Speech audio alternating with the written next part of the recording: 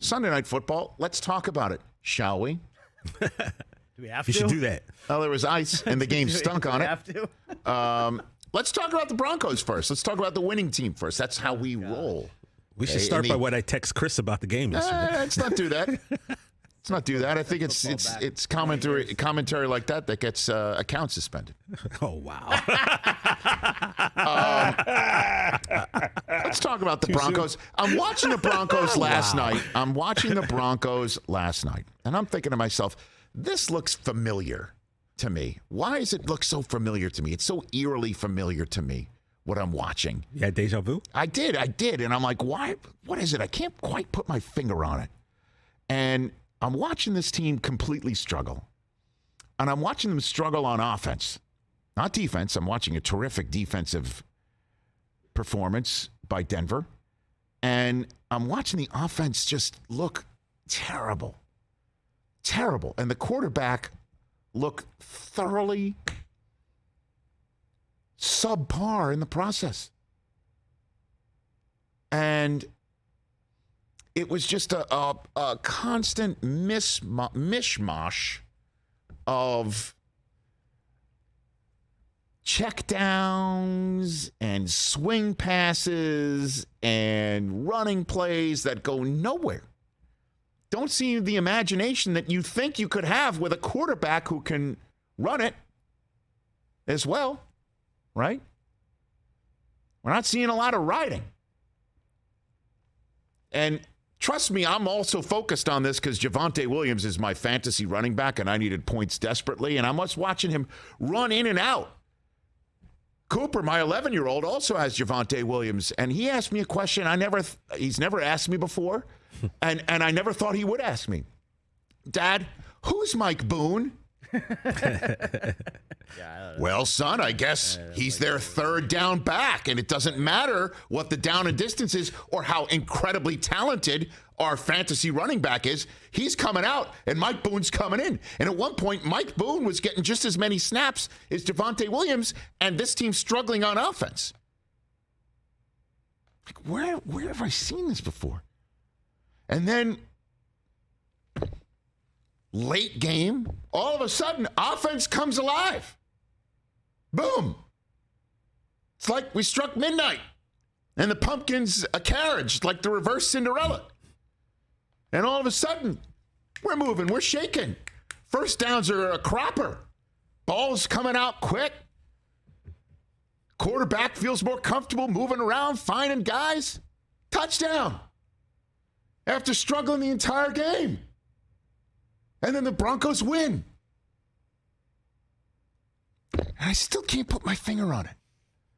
And then I heard the quarterback after the game being so incredibly positive, as if what we just saw was peaches and cream and roses and rose petals the entire time.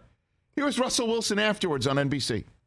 These guys battled all night. I mean, this is a terrific game. I mean, it doesn't get any better. The battle back and forth. This team's really good. San Francisco, I've played them for years. I told the guys early in the week, it's going to come down to the wire in the fourth quarter, and we got to win it. We got to find a way. And despite all the trouble and the battling, our defense played amazing. And what a game it was. What a game it was. Do you think he even knows what he's saying? Dude. Like, he's just in post-game rah-rah talk mode. He's very positive, and that's when I finally put my finger on it. He's the second version of Tebow Time. Oh, no. Yeah. Oh, no. Yes. Yes. Yes. Oh, no. Yes. Yes. Oh, no. Now, that's not what's being envisioned with Broncos Country Let's Ride. Right. Tebow had terrific receivers, too. Right? Demaryius Thomas, Eric Decker. That's like Cortland Sutton and Jerry Jeudy. Good running backs, terrific defense. Looked terrible the entire night. Looked like the ball was coming out with your left foot. He's left-handed. Honestly, was that not a Tebow Time type performance last night? Offense looked terrible. They're booing. That's where I heard the crowd booing. I'm like, where have I heard that before in Denver? I was there that night on a Thursday night against the Jets nationally televised game. Tebow looked terrible. Boo. All of a sudden, win. Yay. Oh, gosh, they won. And it left me wondering, how sustainable is what we just saw, especially because they, in Denver, this week, to Nathaniel Hackett's credit, added a new coach to the staff, a gent named Jerry Rossberg, who's been in the league 40 years. He's sitting up in the booth helping with the game management. Unfortunately for Denver, the new game manager coach went 0 for 2 on challenges. Baby steps. Baby steps. Do they hire a game manager for the game manager this week? And maybe they're going to have to do that. 40 years, you shouldn't be baby stepping. Amen. Amen. Baby stepping. And I know Broncos fans will be hearing this take saying, great take you had on the Raiders winning the division. Well, Terrible take, and I will hit that later on. it's early. And the Broncos go visit Vegas next week. And they can take into that the fact that you are what you are in this league. And what they are right now is a 2-1 team tied with the Chiefs atop the AFC West, even though the Broncos have 1 fewer points scored in their first 3 games this year than the Chiefs had in the 44-point win they had in Week 1 in Kansas City. So Kansas City has scored 88 points, half of it in Week 1. They have the same record as the Broncos. Let's ride. That's right. But I'll tell you what, I do have concerns as to how sustainable this is moving forward if that's the performance we're going to see. Because it looked very Tebow Time-esque. Terrible throughout. Boo. What's going on with these decisions they're making on offense? The whole scheme looks completely out of rhythm. The quarterback looks totally out of rhythm. Oh, it's time to win. They march down the field. They win the game. Quarterback so sunny positive. This is great.